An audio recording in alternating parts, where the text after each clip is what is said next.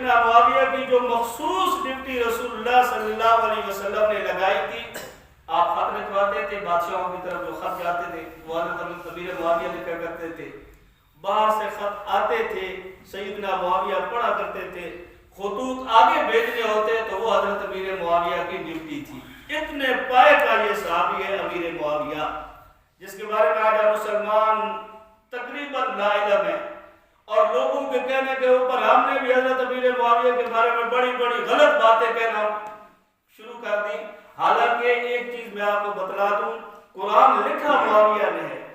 اور جو قرآن کا دشمن ہوگا وہ کبھی معاویہ کو نہیں مانے گا۔ معاویہ کا دشمن کبھی قرآن کو نہیں مانے گا، اور قرآن کا دشمن کبھی معاویہ کو نہیں مانے گا۔ یہ نہیں ہو سکتا کہ کوئی بندہ یہ کہے کہ میں اس کتاب قرآن کو مانتا ہوں لیکن معاویہ کو نہیں مانتا، اور جو معاویہ کا دشمن ہوگا وہ قرآن کا بھی منکر ہوگا، وہ اس قرآن کو نہیں مانے گا۔ کیوں؟ یہ اعزاز سیدنا معاویہ رضی اللہ تعالیٰ عنہ کو ملا ہے کہ انہوں نے یہ قرآن لکھا ہے۔ اور دوسری حضرت امیر معاویہ رضی اللہ تعالیٰ عنہ کی یہ خصوصیت تھی کہ ہر وقت فتح مکہ کے بعد جب اسلام کا اظہار کیا، ہر وقت رسول اللہ کے ساتھ جڑے رہتے تھے، آپ سے جدا نہیں ہوتے تھے، اور آپ کے وصال تک سیدنا معاویہ آپ سے جدا نہیں ہوئی ہے۔ جب بھی رسول اللہ صلی اللہ علیہ وسلم کی مجلس لگتی یہ صحابی بیٹھ جاتا اور اتنی خدمت کرتا کہ اس کی طبیعت جو تھی وہ رسول اللہ صلی اللہ علیہ وسلم کی طبیعت کو بھانپ چکی تھی کہ اب حضور کو کس چیز کی ضرورت ہوگی۔ ایک دفعہ نبی پاک صلی اللہ علیہ وسلم باہر نکلے تو حضرت امیر معاویہ بھی پیچھے چلے گئے۔ آگے جا کر رسول اللہ صلی اللہ علیہ وسلم کو وضو کی حاجت ہوئی تو نبی پاک صلی اللہ علیہ وسلم نے پیچھے مڑ کر دیکھا تو حضرت امیر معاویہ لوٹا لے کر کھڑے تھے۔ اب حضور نے کہا نہیں، حضور تو باہر چلے گئے،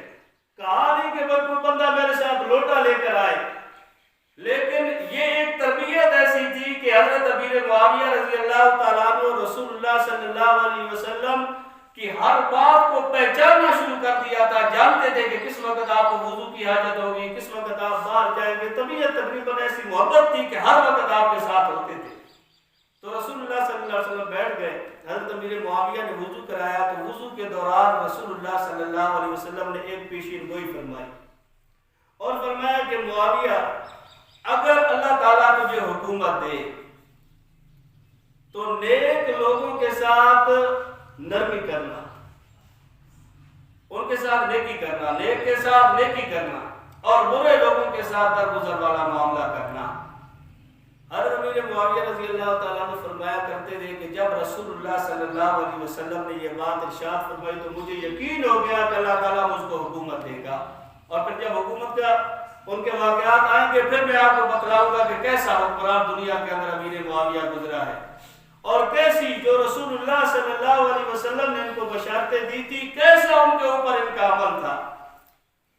اور تیسری خدمت رسول اللہ صلی اللہ علیہ وسلم نے ان کے حوالے یہ کی تھی کہ آپ صلی اللہ علیہ وسلم کے باہر سے جو مہمان آتے تھے ان کے قیام طعام کا انتظام امیر معاویہ کے حوالے تھا۔ آپ کے گھر کے اندر کوئی مہمان آ جائے تو آپ اس بچے کو تلاش کرتے ہیں جو سمجھدار ہو، مہمان کو سنبھال سکتا ہو، اس کی خدمت اچھی طریقے سے کر سکتا ہو۔ ہر غیر کے حوالے کوئی انسان اپنا مہمان نہیں کرتا، کیونکہ مہمان کے ساتھ اگر بے اکرامی کی گئی تو یہ میزبان کی طرف سے ایک بہت بڑا عیب شمار کیا جاتا ہے کہ مہمان آیا تھا میزبان اکرام نہ کر سکا۔ لیکن امیر معاویہ رضی اللہ تعالیٰ عنہ کا یہ اعزاز دیکھو کہ رسول اللہ صلی اللہ علیہ وسلم نے یہ خدمت بھی امیر معاویہ کے حوالے کی تھی کہ امیر معاویہ رضی اللہ تعالیٰ عنہ میرے مہمانوں کو سنبھالے گا، ان کی خدمت کرے گا، اور سیدنا معاویہ رضی اللہ تعالیٰ عنہ نے اس خدمت کا بھی حق ادا کیا تھا۔ اور اسی طریقے سے رسول اللہ صلی اللہ علیہ وسلم نے ایک دفعہ حضرت امیر معاویہ رضی اللہ تعالیٰ عنہ کو یہ دعا دی کہ یا اللہ اس معاویہ کو تو علم بے حساب دے دے، حکمت بھی دے دے، علم بھی دے دے،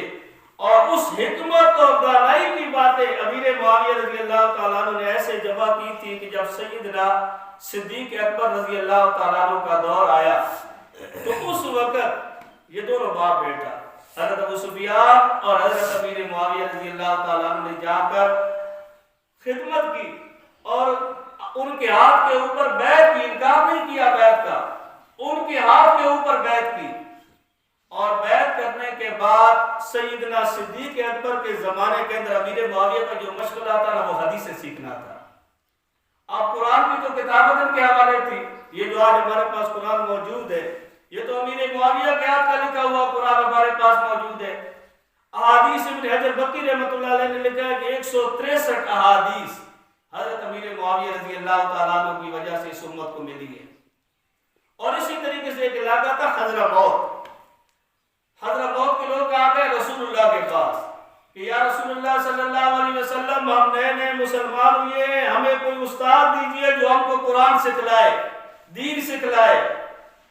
تو اس قبیلے کے لیے بھی رسول اللہ نے امیر معاویہ کا انتخاب کیا تھا کہ وہاں جا کر قرآن سکھلاؤ، وہاں جا کر ان کو دین سکھلاؤ۔ یہ ساری خوبیاں جو اللہ تبارک و تعالیٰ نے حضرت معاویہ رضی اللہ تعالیٰ عنہ کے اندر رکھی تھی، احادیث ان کے اوپر گواہ ہے۔ اور جو میں نے آیت آپ کے سامنے رکھی قرآن مجید کی آیت، اس آیت کے اندر بھی امیر معاویہ رضی اللہ تعالیٰ عنہ کا مقام آپ کے سامنے آئے گا کہ امیر معاویہ کتنا بڑا صحابی ہے، یہ کوئی معمولی صحابی نہیں۔ آج تو ہم اپنے بچوں کا نام اس کے نام کے اوپر نہیں رکھتے، مسلمان اتنا ڈرتا ہے، حالانکہ اس کا مقام قرآن بیان کرتا ہے۔ قرآن مجید کے اندر اللہ تعالیٰ فرماتے ہیں کہ فی صحف مکرمہ، یہ جو قرآن ہے نا قرآن، اس کے صفحے بڑی برکت والے، بڑی عظمت والے، مکرمہ بڑی عظمت والے، بڑی کرامت والے اس قرآن کے صفحات ہیں، مرفوعہ، اور اس قرآن کے صفحات بڑے بلند ہیں۔ ان کا کوئی مقابلہ کر سکتا ہے اس قرآن کتاب کا؟ اس کو تم ناپاک ہاتھ بھی نہیں لگا سکتا، اس کی طرف تم پیٹ بھی نہیں کر سکتے، اس کا ادب اور احترام ہے۔ اللہ تعالیٰ نے یہ اس کتاب کا احترام بنا دیا، اور اس وجہ سے کہ مرفوع، یہ کتاب بڑی بلند ہے، اس کتاب کا کوئی مقابلہ نہیں کر سکتا۔ دنیا کے اندر جتنی مرضی ہے بڑی سے بڑی کتاب لے آؤ، اس قرآن کا کوئی مقابلہ نہیں۔ مطہرہ، اور یہ کتاب بڑی پاکیزہ کتاب ہے، اتنی پاکیزہ کتاب ہے، اتنی پاکیزہ کتاب کہ کوئی بندہ اس کو بے وضو ہاتھ نہیں لگا سکتا۔ اتنی بڑی کتاب ہے، اتنی بڑی پاکی والی کتاب۔ اب یہ تو اس قرآن مجید کے صفات کہ ان کے اندر بلندی بھی آ گئی، ان کے اندر رفعت بھی آ گئی، پاکیزگی بھی آ گئی۔ اور اگلا لفظ بے ایدی سفرہ، بے ایدی سفرہ، چمکنے والے ہاتھ جنہوں نے اس قرآن کو لکھا، اور لکھنے والے وہ 13 صحابی تھے جو اس وحی کو لکھا کرتے تھے۔ ان کے اندر امیر معاویہ کا دوسرا نمبر تھا۔ پہلے زید بن ثابت نے بڑی خدمت کی، اس کے بعد امیر معاویہ نے اس قرآن کی بڑی خدمت کی، قرآن لکھا بھی صحیح، پھر رسول اللہ صلی اللہ علیہ وسلم نے ڈیوٹی بھی لگا دی کہ آگے جا کر اس علاقے کے اندر اس قبیلے والوں کو قرآن پڑھاؤ بھی صحیح۔ یہ کوئی معمولی کتاب نہیں ہے کہ آج ہم جو اس کتاب سے بھاگتے ہیں نا، ہمارے پاس وقت نہیں ہے اس کتاب کا۔ اس کتاب کو ہم نے سمجھا لی ہے کہ یہ کتاب کتنی وزنی کتاب ہے، ہمارے مردوں کی بخشش کا ذریعہ بھی تو یہ کتاب ہے، ہم اسی کے اوپر تو ختم کرتے ہیں کہ اس کا فائدہ ہو جائے گا۔ اور اتنا بڑا فائدہ اس قرآن مجید کے اندر، اس کی جو پہلی سورت ہے نا سورت فاتحہ، الحمدللہ رب العالمین، یہ سورت ہر ایک کو یاد ہوتی ہے۔ حضرت سید حسین احمد مدنی رحمۃ اللہ علیہ نے لکھا ہے کہ بندے کے اوپر دنیا کے اندر بڑی بڑی آفات آتی ہیں، بے روزگاری آ گئی، بیماری آ گئی، تکلیف آ گئی، کوئی انسان اولاد کی وجہ سے پریشان ہو گیا، جتنی بھی دنیا کے اندر امراض ہیں، تکلیفیں ہیں، پریشانیاں ہیں، ہر بندہ صبح کی سنتیں اور فرضوں کے درمیان جب اس سورت فاتحہ کو پڑھے گا، جس نیت سے پڑھے گا، اللہ تعالیٰ اس کا وہ مقصد پورا کر دے گا۔ اتنا بڑا اعزاز، ہر ایک کو یاد ہے نا، بچے کو بھی یاد ہوتی سورت فاتحہ۔ ہر بندہ پریشان بھی ہے، کسی نہ کسی حساب سے پریشان ہے، کوئی صحت کے حوالے سے پریشان ہے، کوئی اولاد کے معاملے کے اندر پریشان ہے، کوئی بے روزگار آدمی ہے، کوئی کسی وجہ سے، کوئی کسی وجہ سے، کوئی ایسا ہے جس کو ملازمت نہیں ملتی۔ یہ ایک نسخہ ہے قرآن مجید کا کہ صبح کی سنتیں اور فجروں کے درمیان 41 دفعہ انسان سورت فاتحہ پڑھ لے، جس مقصد کے لیے پڑھے گا، اللہ تعالیٰ اس کا وہ مقصد پورا فرما دیں گے۔ اتنی عظمت والی کتاب،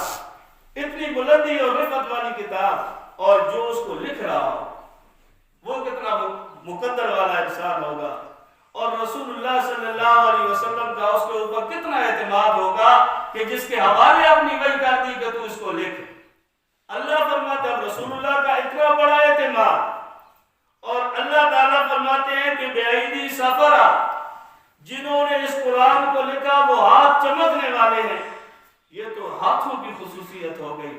اور پورے جسم کی کیا خصوصیت ہوگی؟ کرام بررہ، بڑی عظمت والا ہے وہ انسان جس نے قرآن کو لکھا۔ تو جب اللہ کے حبیب صلی اللہ علیہ وسلم نے اتنا اعتماد امیر معاویہ پہ کیا تھا، اپنے خطوط ان کے حوالے کیے تھے کہ لکھنے بھی تو نے، لکھاتے رسول اللہ تھے، لکھتا معاویہ تھا، اور اسی طریقے سے باہر سے خط آتے تھے، پڑھتا معاویہ تھا، سنتے رسول اللہ صلی اللہ علیہ وسلم تھے۔ رسول اللہ خط لکھواتے تھے، اور امیر معاویہ کی ڈیوٹی تھی کہ آگے خط بھیجنا ہے۔ اس کے بعد نبی پاک صلی اللہ علیہ وسلم نے کتابت کی، قرآن مجید کی کتابت، یہ ڈیوٹی معاویہ کی لگا دی کہ یہ کام بھی تیرا ہے۔ اتنا اعتماد رسول اللہ صلی اللہ علیہ وسلم نے صحابی کے اوپر کیا ہے، اور اس کی یاد کا یہ مہینہ ہے۔ رجب کے اندر 22 تاریخ کو سیدنا امیر معاویہ رضی اللہ تعالیٰ عنہ کی وفات ہوئی، اور اس صحابی کو آپ نے پہچانا نہیں، کتنا بڑا، کتنے مقام والا صحابی